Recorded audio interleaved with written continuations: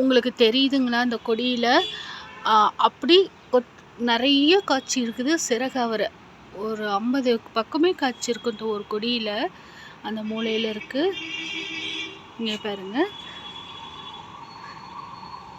இதெல்லாம் நம்ம விதைக்கி விட்டுருக்கோம். ஃபஸ்ட்டு விட்டது வந்து நல்லா காஞ்சிட்டாங்க.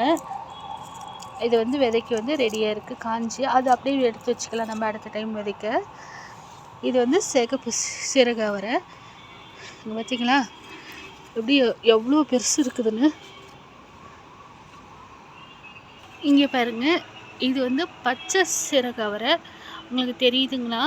இலையே இல்லை, காய் தான் தொங்கிட்டு இருக்குங்க. எல்லாம் பூவாக வச்சுருக்குது. பார்த்தாவே உங்களுக்கு தெரியும் இதில் வந்து இலையே இல்லை, மேலே எல்லாம் முக்காக இருக்குது. இது ஒன்று வந்து விதைக்கி விட்டுருக்கு, காஞ்சிட்டு வந்துட்டுருக்கு.